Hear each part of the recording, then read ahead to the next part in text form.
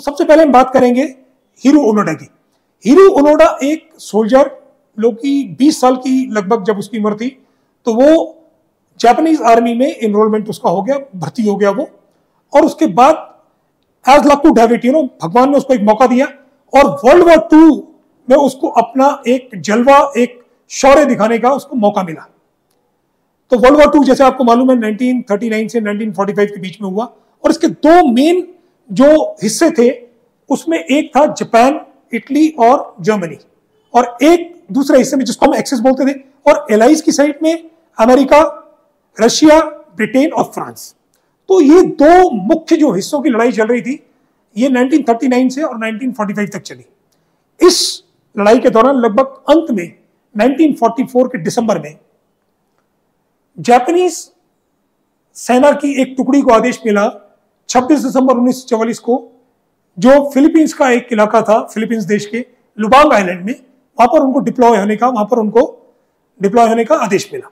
आज अगर आप जाएंगे तो आज टूरिस्ट प्लेस है, लेकिन उस टाइम पर वर्ल्ड वॉर 2 में फिलीपींस में यहां लड़ाई चल रही थी। तो ये लोग गए, 2 महीने इन्होंने उस लुबांग आइलैंड को कैप्चर किया, लेकिन 2 महीने के बाद ही लगभग फरवरी 1945 में, इससे पहले मैं आपको बताना चाहूंगा कि जब ये लुबांग आइलैंड में जब ये डिप्लॉय हुए, तो इनके कमान अधिकारी का बहुत क्लियर आदेश था कि आप किसी भी हालत में आत्मसमर्पण नहीं करेंगे। आपको जापानीज सेना की टुकड़ियां आएंगी निकालने के लिए, लेकिन आपने सरेंडर नहीं करना है। यह बड़ा क्लियर आदेश इनके कमान अधिकारी ने दिया, और उस टुकड़ी में हीरो ओनोडा ने भी इस बात को सुना और बहुत अच्छे से सुना। तो 1945 फरवरी के महीने में 28 फरवरी को अमेरिकन सेना ने इस लुबांग आइलैंड को हमला बोल दिया और कैप्चर कर लिया। इस दौरान काफी लोग जो हैं शहीद हुए, काफी लोग पकड़े गए, लेकिन हीरो ओनोडा जैसे 3 लोग और साथ में थे, उन लोगों ने बोला कि हम इस लड़ाई में शामिल रहेंगे और हम किसी भी हालत में आत्मसमर्पण नहीं करेंगे और हम इसमें लड़ते रहेंगे। और सबसे एडिशनल जो एडवांटेज वाली बात इनके साथ थी, इन चारों के साथ में, कि हीरो ओनोडा शामिल, इन लोगों ने गुरिल्ला ट्रेनिंग अच्छे से ली हुई थी। तो जब ये जंगल में रहे, तो आपको एक बात का जान के ताजुब होगा कि कितने साल, ये बात मैं थोड़ी लेट में कवर करूंगा, बट कितने साल वर्ल्ड वॉर 2 खत्म होने के बाद ये लोग कितने साल अंदर रहे, ये बड़े ताजुब की बात है। तो हीरो ओनोडा और उसके साथी कभी सांप पे सर्वाइव करते थे, कभी वहां के जो कैटल्स हैं उस पर सर्वाइव करते थे, जो कोकोनट पानी मिल गया तो कोकोनट वाटर पे सर्वाइव कर लिया, लेकिन ये जंगल से बाहर नहीं निकले और इन्होंने आत्मसमर्पण भी नहीं किया। अब जब 1945 अगस्त के महीने में, अगर आपने इतिहास के बारे में जानकारी ली है, तो जब नागासाकी और हिरोशिमा के ऊपर में एटम बम गिराए गए, उसके साथ ही जो है वर्ल्ड वॉर 2 की समाप्ति कर दी गई। वर्ल्ड वॉर 2 समाप्त हो गया अगस्त 1945। लेकिन ये लोग काफी सालों तक जंगल से बाहर नहीं निकले, क्योंकि इनके दिमाग में एक ही चीज चल रही थी कि वर्ल्ड वॉर 2 अभी भी चल रहा है और हम उसी का हिस्सा है, और हम जापान की तरफ से लड़ते रहेंगे, क्योंकि हमें आदेश मिला है लड़ाई करने का। तो आपको मालूम है कि इंडियन आर्म फोर्सेस में या किसी भी फोर्सेस में बहुत सारे तरीके निकाले जाते हैं, सर्च पार्टीज भेजी जाती हैं। एक लीफलेट का तरीका होता है कि एयरफोर्स से लीफलेट्स गिराई जाती हैं जंगल में, ताकि उस पर लिखे हुए संदेशों को वो सोल्जर्स पढ़ पाए। कई बार इसको प्रोपेगेंडा के लिए यूज किया जाता है दुश्मन के खिलाफ, लेकिन इस वाले केस में इनको सूचना दी गई कि आपका परिवार इंतजार कर रहा है, वर्ल्ड वॉर 2 खत्म हो चुका है, आप कृपया बाहर आइए। लेकिन हीरो ओनोडा और उसके साथियों ने सोचा कि जब तक हमें कमान अधिकारी, कमांडिंग ऑफिसर का आदेश नहीं मिलेगा, हम लोग इस भूमि को नहीं छोड़ेंगे और अपने जो युद्ध को नहीं छोड़ेंगे, युद्ध क्षेत्र को नहीं छोड़ेंगे।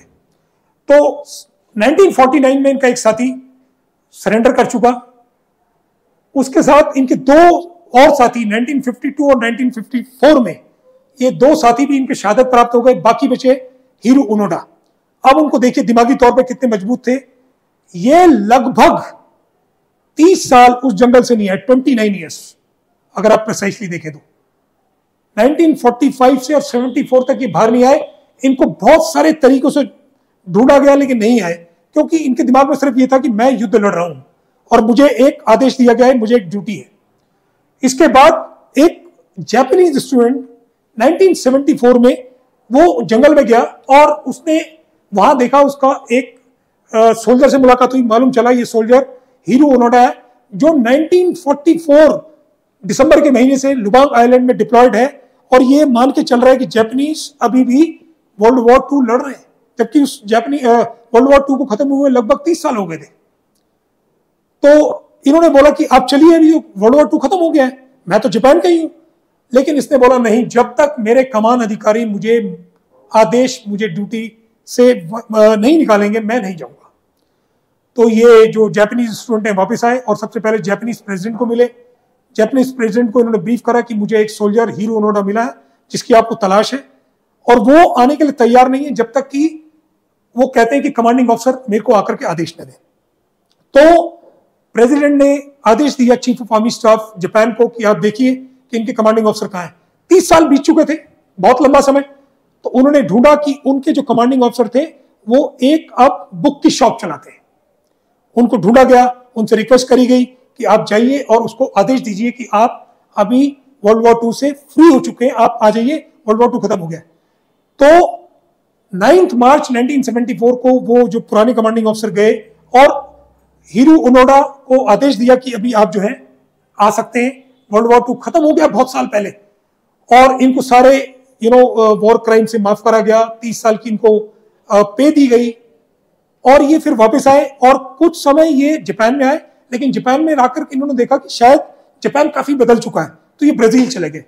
ब्राजील में गए, फिर ब्राजील में इन्होंने जाके सोचा कि मेरी कुछ जिम्मेवारी उन लोगों के लिए बनती है जो फिलीपींस में लुबांग आइलैंड में थे, सिविल गांव, उनकी मैं जाके मदद करता हूँ। उन्होंने बहुत जाके वहां चैरिटी करी, इन टर्म्स ऑफ मनी वगैरह, काफी उन्होंने पैसा मदद करी।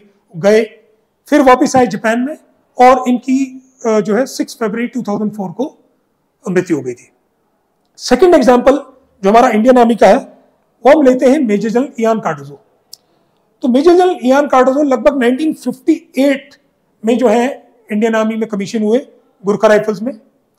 और मैं आपको बताता हूं कि ये एनडीए के थ्रू फिर ये आईएमए में आए, और ये एक पहले ऐसे कैडेट थे जिनको दोनों मेडल एक साथ मिले, सिल्वर और गोल्ड। सिल्वर और गोल्ड मेडल होते क्या है?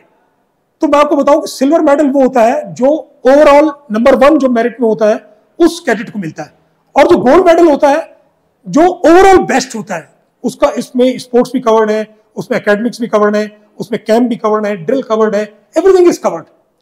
तो दोनों मेडल एक कैडेट को पहली बार मिले, वो थे जनरल इयान कार्डोजो, उस टाइम पर कैडेट थे।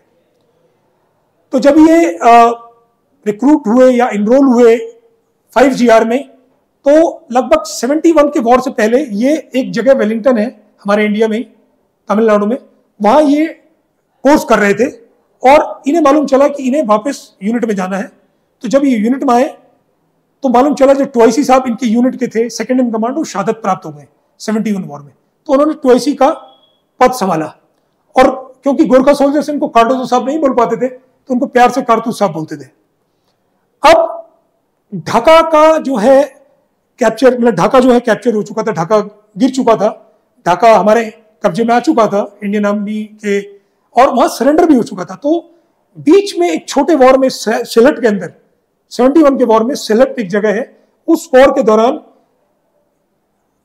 मेजर थे उस टाइम पर, कार्डोजो साहब का पांव आ गया माइन के ऊपर में और माइन ब्लास्ट हो गई। तो जब माइन ब्लास्ट हुई तो इन्होंने देखा कि ना तो इनके पास मॉर्फिन है और ना कुछ इस टाइप की दवाई है जिससे ये अपने ब्लड लॉस को कवर करे और किसी दूसरे इन्फेक्शन को होने से रोक सके। तो इन्होंने अपने एक गोरखा सोल्जर को आदेश दिया कि आप, इस टाइम तो कोई नहीं है तो आप ये खुकरी लीजिए, और ना कोई डॉक्टर है तो आप ये मेरी टांग को जो बिल्कुल चिथड़े हो गई है इसको आप मेरे धड़ से अलग कर दीजिए। तो गोरखा सोल्जर ने बोला नहीं सर मैं ये क्या करूं। तो उन्होंने अपनी खुकरी निकाली और अपने आप ही अपनी टांग जो बहुत ज्यादा खराब क्षतिग्रस्त हो गई थी उसको निकाल दिया उन्होंने। और बाद में मालूम चला कि एक जो कैप्चर्ड, जो आपको मालूम है 91,000 पाकिस्तानी जो सोल्जर्स ने जो है सरेंडर किया था, उसमें एक डॉक्टर मिले मेजर बशीर खान। तो बताया जाए कि major Bashir Khan army medical corps Pakistan army के एक सर्जन थे जिन्होंने इनका ऑपरेशन किया, सर्जरी करी। और बाद में जब ये ठीक हुए तो उन्होंने अपना लकड़ी की लेग लगाई, वुडन लेग जिसको हम अंग्रेजी में प्रोस्थेटिक्स बोलते हैं, वो लगाया, और उसके साथ इन्होंने अपने बाकी कार्य करने शुरू करेंगे। बाद में रियलाइज करा गया कि ये तो बाकी जो एबल बॉडी सोल्जर, जो फिट सोल्जर्स है, उनसे भी अच्छा काम कर लेते हैं, ये चल लेते हैं, भाग लेते हैं, दौड़ लेते हैं, पहाड़ों में चढ़ जाते हैं। तो इन्होंने एक लेटर एप्लीकेशन जो है, देन जो उस टाइम पर आर्मी के चीफ थे जनरल रैना, टीपीएस रैना, उनको लिखा कि सर मैं तो बिल्कुल फिट हूं, तो मुझे जो है कमांड मिलनी चाहिए यूनिट की। तो जनरल रैना ने इनको टेस्ट करने के लिए एक बार इनको बोला, आ जाइए हमारे साथ आइए। तो लद्दाख की चढ़ाई इनको चढ़ाया अपने साथ में ही, और ये अपनी लकड़ी की टांग से साथ ही चीफ साहब के साथ चलते रहे और चढ़े। तो उन्होंने देखा ये तो बिल्कुल फिट है और बाकी सोल्जर से भी अच्छे हैं। तो उन्होंने इनको इमीडिएटली आदेश दिया प्रमोशन का। और आपकी नॉलेज के लिए मैं बताऊं कि ये फर्स्ट ऐसे डिसेबल्ड ऑफिसर हैं जिनको कमान करने का मौका मिला। बाद में इनका प्रमोशन भी हुआ, ये ब्रिगेडियर भी बने, बाद में मेजर जनरल भी बने। और एक इन्होंने ऐसा जज्बा दिखाया कि मतलब उन्होंने अपनी टांग भी अलग कर दी और अपने पूरे कार्य, अपनी पूरी ड्यूटी उस तरीके से करते रहे जैसे एक एबल बॉडीड सोल्जर करता है। और थोड़े टाइम बाद आपको यही जो एक इनकी जो कथा है या जो इनकी स्टोरी है, एक मूवी आने वाली है गोरखा, अक्षय कुमार अभिनीत, जो कि आपको इनकी लाइफ स्टोरी देखने को मिलेगी। तो आज के लिए इतना ही। और आज मैं सिर्फ ये दो बड़े ग्लेयरिंग एग्जांपल आपको बताना चाहता था, जिसमें शामिल है हीरो ओनोडा और मेजर इयान कार्डोजो, जिन्होंने बताया कि जज्बा क्या होता है और ड्यूटी किस तरीके से की जाती है। Thank you so much. जय हिंद।